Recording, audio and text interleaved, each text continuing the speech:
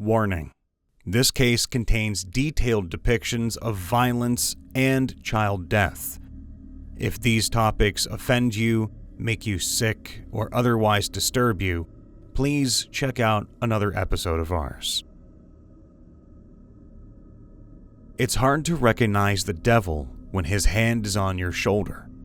That's because a psychopath is just another person before he becomes a headline. Becky Masterman. Some people are born with mental illness. Some have it beaten into them, both literally and figuratively. Many types of trauma can dig into a person during their formative years, and when left unfettered, it can truly destroy a person. Sometimes quickly, sometimes slow. For some, there comes a point where everything seems like it's out to get them, to hold them back, to destroy them. And others will break entirely and take as many down with them as they can. Quality Inspector Earl Vincent and homemaker Eichel Evelyn Huberty welcomed James, their second child, into the world on October 11, 1942. The family were devout Methodists and were sure to regularly attend church, but God wasn't particularly kind to James. At the age of 3, James was one of the unlucky children who contracted polio.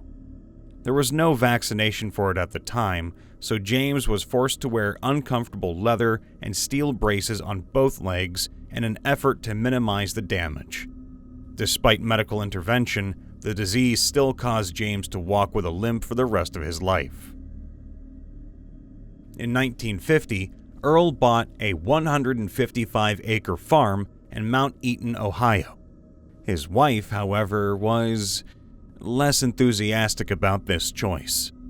Eichel refused to live anywhere rural and never set foot on the property. While Earl and the kids moved out to the farm, Eichel abandoned the family. She moved to Tucson to perform sidewalk preaching as a Pentecostal missionary. James was understandably devastated. On at least one occasion, Earl found his son slumped against the chicken coop, sobbing. As he grew, James could only be described as sullen. He had few friends and spent a lot of time doing target practice. A family acquaintance described James as a queer little boy who practiced incessantly with a target pistol. James's social standing did not improve as he got older. He was heavily bullied as a teenager, and he wasn't a particularly good student either. James graduated 51st out of 77 students in his class in 1960. In 1962, he enrolled in Malone College, where he studied sociology.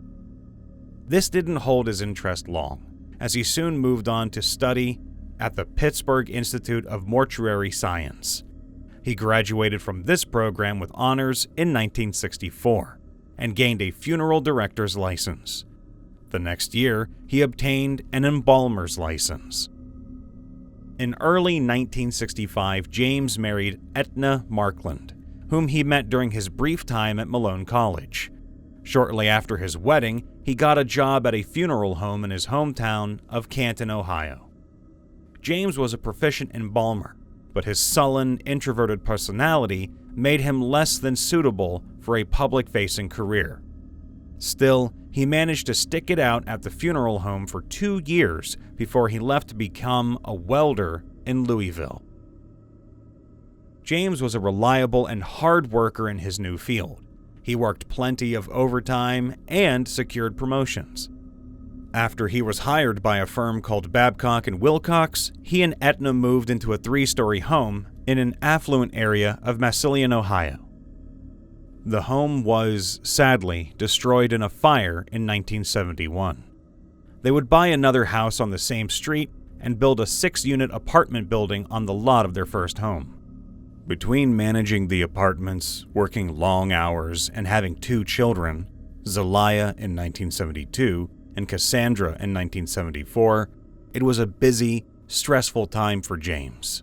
And James's chosen way of letting off steam came in the form of domestic violence. James was far from a good husband and father. He often beat his wife and daughters. He was even known to hold knives to the girls' throats.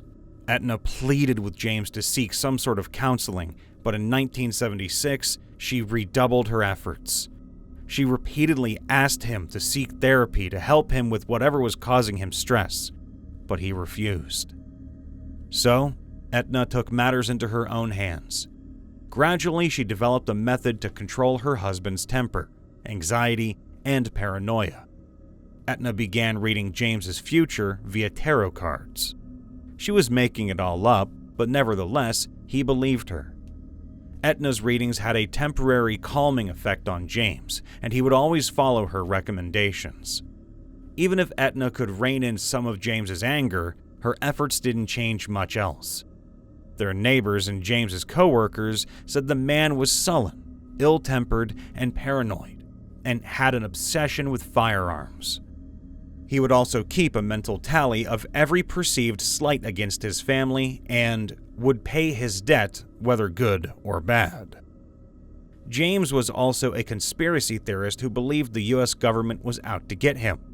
And on top of this, he was a self-proclaimed survivalist, convinced that society was on the brink of collapse. He hoarded supplies, non-perishable foods, and weapons. Inside their home, there was always a gun within reach, loaded with the safety off. In November 1982, James lost his job at Babcock & Wilcox. He fell into a depression about his financial state.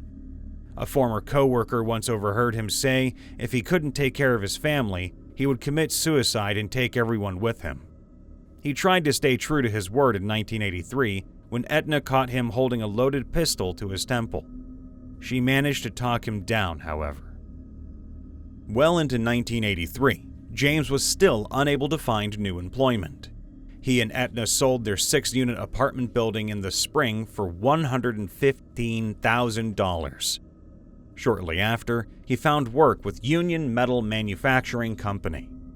Unfortunately, this position lasted only 5 weeks before the plant closed. Things were not going well for James. Weeks after finding himself unemployed for the second time, he and one of his daughters were injured in a traffic accident. The accident aggravated neck pains James had suffered since childhood and caused tremors in his hands and arms. Injured and still unemployed, James decided the Hubertys would apply for residency in Mexico. The money from the sale of the apartment would sustain them longer in Mexico than in the U.S. They sold their home for $12,000 in cash, with the buyer taking over their $48,000 mortgage. In October, James moved his family to Tijuana. They brought only essential family possessions and James's extensive gun and ammunition collection. Etna and the girls embraced their new lives and were friendly with their new neighbors. James, however, remained sullen and antisocial. 3 months passed at their new home, but James was still unable to find employment. So he packed the family up again and moved them to San Ysidro, a largely poor district of San Diego. They were the only Anglo-Americans in their apartment complex, and this angered James. Now, he was outwardly rude to neighbors. Things seemed to be looking up for the Hubertys in the spring of 1984, though. James applied for a federally funded security guard training program and completed it on April 12th. He gained employment with a security firm in Chula Vista and began guarding a condominium complex. This income allowed the family to relocate to a 2-bedroom apartment and have their furniture shipped to them. But luck still wasn't on James's side. He would lose this job on July 10th, with the company saying he was let go due to poor performance and general physical instability.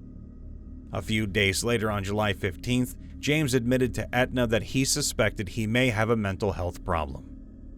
2 days later, he called a San Diego mental health clinic and requested an appointment. He left his details with the receptionist and was assured the clinic would call him back within hours. Unfortunately, the receptionist misheard James and wrote down his name as Huberty, and due to no history of hospitalization and lack of urgency in his tone, his request was noted as a non-emergency. the expected phone call never came. James sat next to the phone for hours, waiting for the clinic to call him back. When the call never came, he got up and abruptly left the apartment.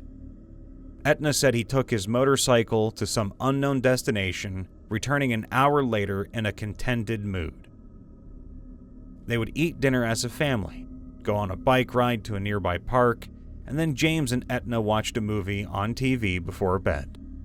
The following day, July 18th, would entirely erase the pleasant evening the Hubertys just shared. It began with a family trip to the San Diego Zoo. As they made their way from exhibit to exhibit, James told Etna he believed his life was effectively over.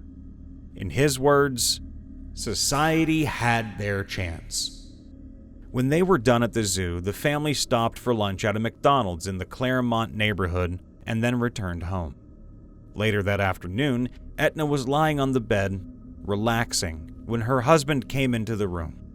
Dressed in a maroon shirt and green camo pants, he approached the bed and leaned over Etna, saying, "I wanted to kiss you goodbye." Etna kissed James and asked him where he was going before reminding him she would be starting dinner soon. In an eerily calm tone, James told her he was going hunting for humans. With a gun slung across his back, a box of ammo in one hand, and a bundle wrapped in a checkered blanket under his arm, James headed for the front door. His eldest daughter, Zelaya, met his eye, and before leaving, he told her, "Goodbye, I won't be back." Loading his gear into his black Mercedes Marquis sedan, James first drove to the Big Bear supermarket, then to the post office. Then, at 3:56 p.m., he pulled into the McDonald's parking lot that was just 200 yards from his apartment building.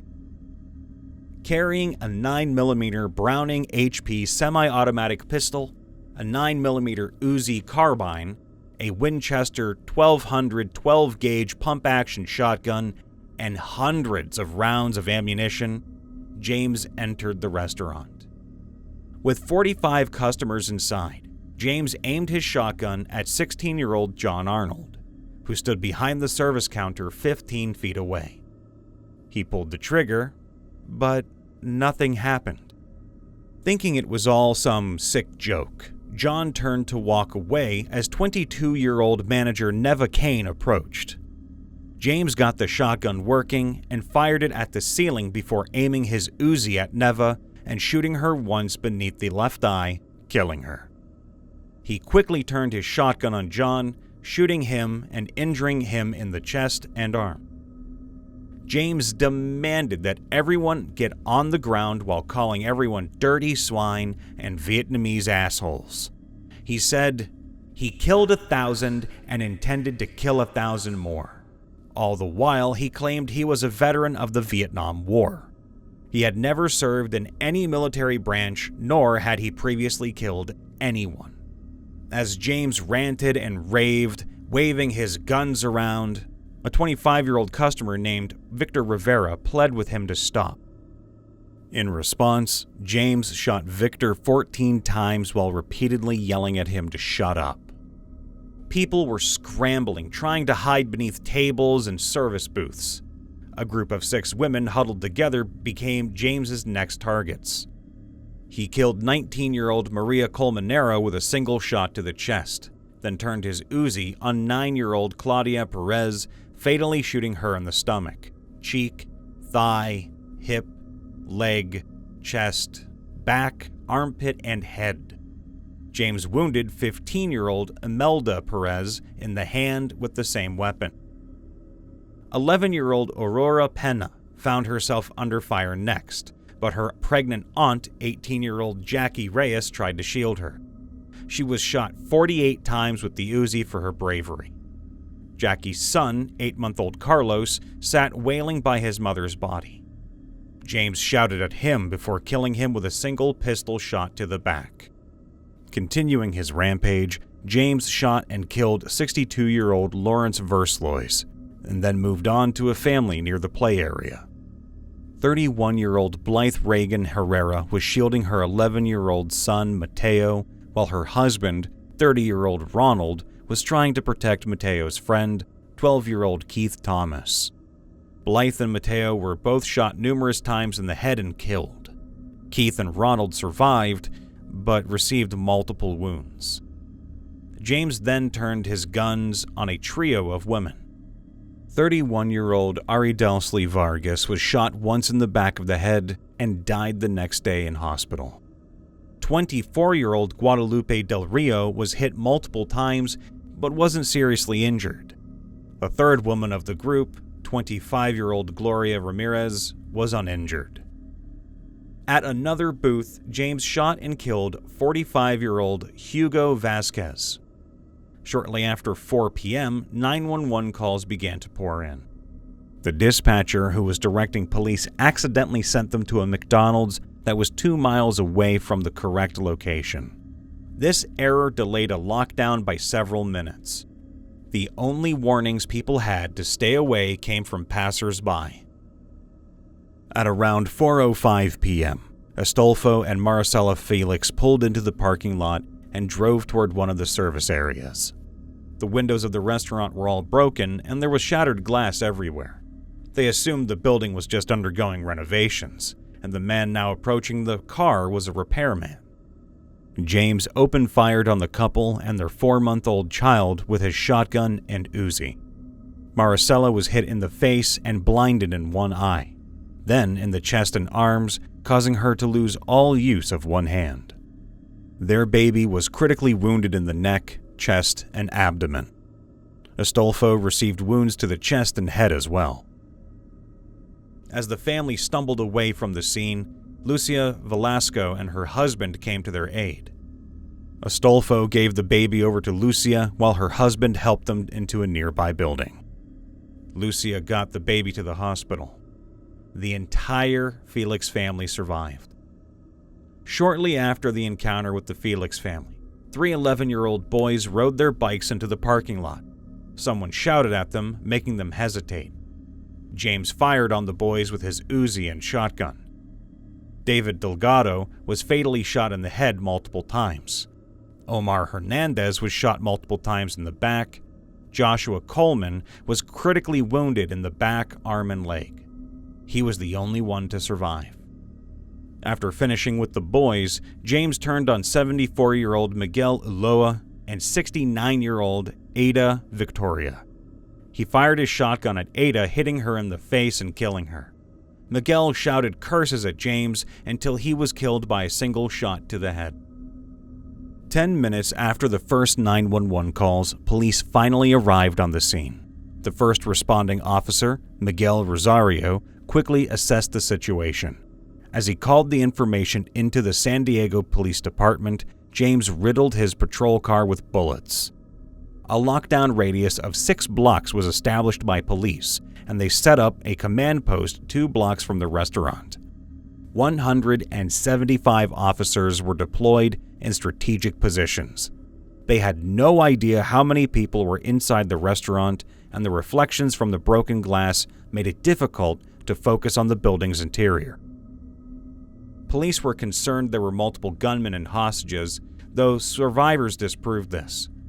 SWAT soon joined the police, and at 5:05 p.m., all responding personnel were permitted to kill the perpetrator if they could get a clear shot. Inside the restaurant, survivors reported seeing James walk to the service counter to adjust a portable radio. He selected a music station and then proceeded to dance as he shot his weapon indiscriminately. He would move into the kitchen, where he found a group of 6 employees. "Oh, there's more! You're trying to hide from me, you bastards!" he shouted. One of the female employees screamed back in Spanish, "Don't kill me! Don't kill me!" Ignoring her pleas, James fired on them. He killed 21-year-old Paulina Lope, 19-year-old Elsa Borboa Firo, and 18-year-old Margarita Padilla.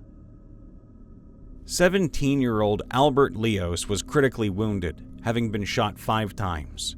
Despite this, he found enough strength to crawl to the basement utility room. He hid here with 17-year-old Wendy Flanagan, a female customer, her infant child, and 4 other employees. When a fire truck arrived on the scene, James fired on the vehicle, slightly wounding one of the people inside. James then heard wounded 19-year-old Jose Perez moaning and shot him in the head, killing him. He also shot and killed 22-year-old Gloria Gonzalez and 18-year-old Michelle Carncross. During a lull in the gunfire, previously wounded Aurora Pena opened her eyes. James saw the little girl and shot her in the arm, neck, and jaw with the shotgun. Miraculously, she survived. At 5:17 p.m., SWAT sniper Charles Foster saw the opening he needed. From his position on the roof of the post office across the street from the McDonald's, Charles had an unobstructed view of James from the neck down. He fired a single shot from his .308 caliber rifle.